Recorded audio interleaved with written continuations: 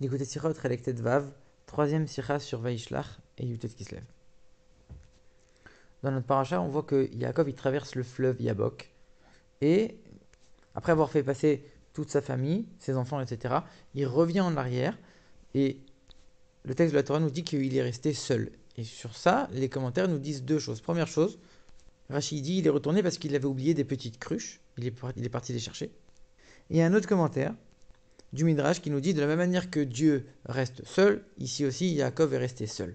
Et a priori, on peut s'étonner parce qu'on sait que sur chaque verset, à chaque fois qu'il y a plusieurs explications, les explications elles ont forcément un lien. Et ici, a priori, c'est le contraire.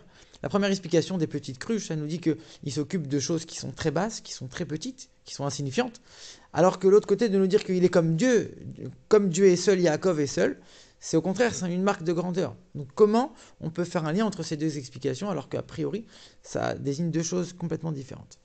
Alors pour comprendre ça, le rabbi va d'abord développer tout le sujet du 19 Kislev, Yutet Kislev, qui est le Rosh Hashanah de la Chassidoute, la libération de l'Admorazaken de prison.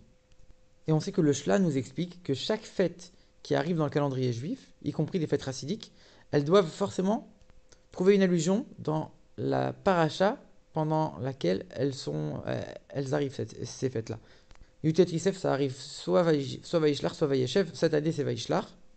Donc on doit trouver un lien avec la paracha de la semaine. Et la question qui est posée dans le dévoilement de la Chassidoute, c'est la suivante.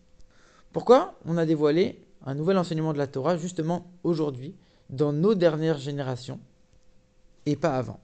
Et les deux grandes réponses qui sont données, c'est les suivantes. La première chose, c'est que comme les générations sont de plus en plus grossières, de plus en plus basses, elles ont besoin encore plus de médicaments, entre guillemets. Donc c'est justement pour ces générations qui sont grossières qu'on a dévoilé la Chassidoute.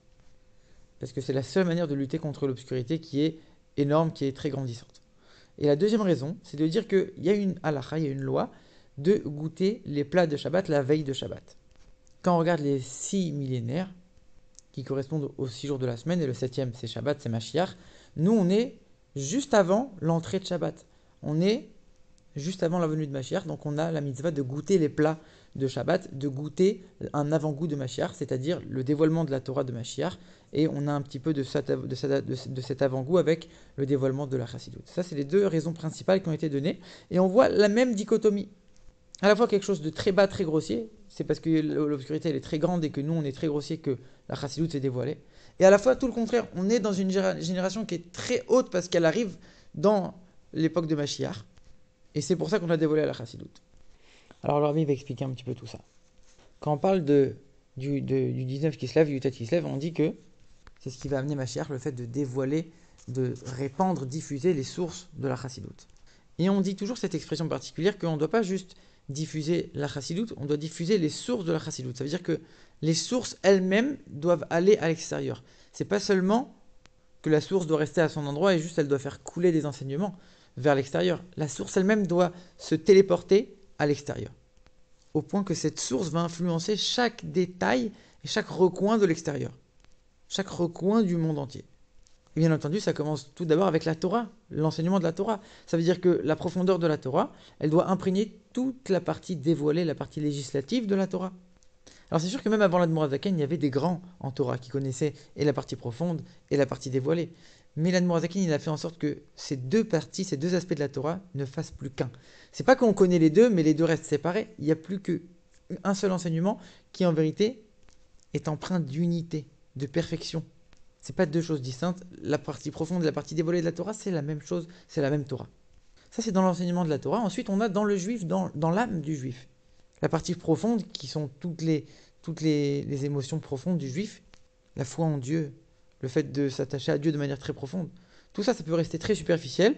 On sait qu'on l'a, ça va avoir un quelconque impact dans nos actions, mais très limité. Le fait de les diffuser à l'extérieur, c'est faire en sorte qu'on va vivre en pleine cohérence avec ces sentiments profonds et intérieurs, qui vont vraiment avoir un impact sur l'action concrète sur l'extérieur. Et de la même manière, dans le peuple juif en général, pas seulement à l'échelle de l'individu, dans le peuple juif en général, il y a toujours eu des sages et des dirigeants du peuple juif, mais dans les anciennes époques, ils étaient toujours séparés du peuple. C'est vrai que le peuple recevait un enseignement d'eux, ils prenaient exemple sur eux, mais eux, ils restaient à leur endroit, et le peuple rester à son endroit. Maintenant, depuis ce dévoilement du Yutet Kislev, quand on dit que la source doit aller à l'extérieur, c'est que les chefs du peuple juif se dirigent vers les juifs. Ils vont dans leur endroit. Ils parlent à leur niveau de choses qui les concernent. Ils rentrent dans leur univers et dans leur monde pour les influencer au maximum dans ce monde-là, dans cet univers-là. On sait que la Torah, c'est le plan de construction du monde. Donc si le 19 Kislev et le dévoilement de la Chassidoute, ils ont amené quelque chose de tellement révolutionnaire dans la Torah, ils ont forcément amené quelque chose de révolutionnaire dans le monde aussi. Parce que dans la perception qu'on a de Dieu dans le monde, il y a plusieurs niveaux.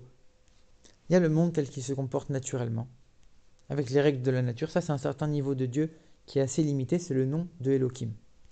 C'est le niveau de Dieu qui gère la nature, qui gère les règles du monde matériel et des choses naturelles.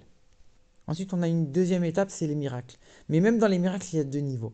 Il y a les miracles qui sont complètement habillés dans la nature et qu'on ne va jamais discerner. Ensuite, on a des miracles beaucoup plus grands qui vont quelque part un peu casser certaines règles de la nature et qui vont se remarquer de manière beaucoup plus flagrante. Mais ces deux catégories, elles sont quand même dans la même catégorie qui est celle du miracle. Et ensuite, on a une troisième catégorie qui est celle de la merveille. Ça, c'est encore plus que le miracle. C'est pas que ça a un lien avec la nature, ça vient casser la nature. Ça n'a strictement aucun lien et aucun rapport avec la nature. Ça ne s'habille absolument pas dans les choses matérielles. C'est complètement miraculeux du début à la fin. Et le rabbi va donner des exemples. Encore une fois, cet enseignement de Chassidoute, ça nous permet de faire l'union, de faire en sorte que le niveau le plus haut de ces miracles et de cette conduite de Dieu qui transcende toutes les règles, elle va s'habiller également avec nous sur terre dans la nature. Alors ces trois catégories de miracles, à quoi ils font référence? Comment on peut donner des exemples pour que ça nous parle un peu plus? Le premier niveau, donc on a dit, c'est la nature. Très bien. Après, il y a le miracle qui s'habille dans la nature. Ça, c'est le miracle de Purim, par exemple. Quand on regarde l'histoire, il n'y a aucun miracle apparent. C'est juste un enchaînement de cause à effet. Ensuite, on a le niveau au-dessus. L'exemple qu'on donne, c'est la conquête de Jéricho. Les murs sont tombés complètement de manière miraculeuse. Par contre, après, comment ils ont conquis la ville? Avec une guerre. Et ça, il n'y avait aucun miracle. Ils ont gagné la guerre, point barre. Par contre, il y a eu un début de miracle. Quelque part, ça reste assez réduit. Ensuite, on a un niveau au-dessus. C'est la guerre de Midian que Moshe il a menée dans le désert contre Midian. Pourquoi? Parce qu'on nous dit qu'ils ont fait une guerre, ils ont gagné la guerre, mais il y a eu aucune victime, il n'y a eu aucun soldat juif qui est mort. C'est illogique, c'est impossible. Donc oui, c'était une guerre, oui, ça restait quand même attaché dans un habit naturel, mais c'était impossible à imaginer. L'exemple que le rabbi donne, c'est la suivante. Il dit qu'une fois, il y a quelqu'un qui était malade, qui est parti voir l'Admor Azaken. Il n'y avait aucun médecin qui arrivait à le guérir. Il avait une maladie incurable. L'Admor Azaken lui a dit, prends une demi-matzah avec de l'eau. Il a pris et il a guéri. À la fois, c'est miraculeux. À la fois, ça a dû passer par la matzah. Mais est-ce que c'est la matzah qui a guéri? La matzah, c'est pas un médicament. Mais il y a quand même quelque chose qui a dû être fait pour obtenir le miracle. Donc on garde quand même un certain attachement à la nature et aux règles de la matérialité. Ensuite, on a un autre miracle. Ça, c'est le dernier niveau, c'est comme on l'a dit, c'est les merveilles. C'est comme la guerre de Hiskiyahu, comme il a dit. Il n'a même pas eu à faire la guerre, même pas eu à faire quoi que ce soit. Il est parti dormir et quand il s'est réveillé, tous les soldats de l'ennemi avaient été éradiqués. Et c'est ça que l'Admor Azaken dit sur le 19 qui se lève. Le jour où Dieu a fait des merveilles. On parle du dernier niveau. Parce que justement, c'est ça tout le message de Yutet Kislev, de prendre ce niveau le plus haut, le plus merveilleux, qui n'a rien à voir avec le monde, et le rentrer profondément à notre niveau dans le monde, de faire cette union entre ces deux opposés, pour pouvoir imprégner chaque recoin du monde de la Torah et de sa partie la plus profonde. Et comment c'est possible à chaque fois d'unir les deux opposés? C'est quand l'essence de la chose, elle se dévoile. Quand on dit que l'Admor Azaken, il a fait en sorte que la partie dévoilée et profonde de la Torah, ça devienne une seule et même chose, pour faire ça, il a dévoilé l'essence de la Torah. C'est quoi l'exemple qu'on donne? Quand on est en train de dire, il y a la partie voilée, il y a la partie dévoilée, il y a la partie cachée. On est en train de faire une distinction déjà. Mais en vérité, quand tu dévoiles la source, dans la source, c'est les deux la même chose. C'est comme quand on regarde les choses de la Torah, on voit qu'il y a des choses qui sont graves, qui sont importantes, des choses qui sont un peu moins importantes. Mais quand on regarde un petit peu l'importance de chaque lettre, on nous dit que tout celui qui ne reconnaît pas même une lettre ou un mot de la Torah, alors il est considéré comme s'il avait rejeté toute la Torah entière. Donc d'un côté, on fait la distinction entre certaines choses, d'un autre côté, quand on remonte à la source, tout est pareil, tout est dans le même sac, si on peut dire. Et là, on peut créer l'unité parfaite. Pareil dans l'âme du juif. Quand on dévoile l'essence de l'âme, la yechida du juif, Alors là, les parties cachées, la émouna, la foi en Dieu, l'attachement profond qu'un juif il a envers Dieu, ça peut s'exprimer de manière concrète dans l'action, dans la partie extérieure de sa personnalité. Pareil dans le peuple juif dans son ensemble. Quand les chefs du peuple juif ils vont se rapprocher des autres juifs, parce qu'on a dévoilé la yéchida du peuple juif, le rabbi, le chef du peuple juif, qui se dévoile en tant qu'essence, en tant que pierre maîtresse du peuple juif. Là, à ce moment-là, les chefs et les dirigeants du peuple juif peuvent faire un pas vers les autres. Et pareil dans le monde, quand l'essence de Dieu va se dévoiler, par le fait qu'on a dévoilé l'essence de la Torah, l'essence de Dieu va faire en sorte d'unifier le niveau de Dieu qui s'habille dans la matière avec le niveau de Dieu qui transcende complètement le monde. Et tout ça dans une unité parfaite. En vérité, on verra que tout est une seule et même chose, tout est un finalement. Maintenant, on comprend comment il peut y avoir une opposition quand on dit que la Chassidoute elle est venue éclairer la génération la plus obscure qui soit. Et d'un autre côté, on est juste avant le plus grand dévoilement, donc c'est quelque part un privilège énorme et une élévation. Parce que quand l'essence de la chose se dévoile, à la fois c'est très très haut, à la fois c'est très très fort, et ça a un niveau extraordinaire. D'un autre côté, l'essence de la chose, elle fait en sorte que chaque recoin, chaque petit détail va être éclairé. Et donc justement, quand le monde il est obscur, c'est là qu'il faut venir l'éclairer dans chacun de ces détails, dans chacun de ces ronds-coins. Et maintenant, on comprend aussi l'écart entre les explications sur le fait que Yaakov il est resté seul. Première chose, c'était pour s'occuper des petites choses, des petites cruches, dans chaque détail de chaque chose. D'un autre côté, on nous dit que là, il est seul, tout comme Dieu, il est seul.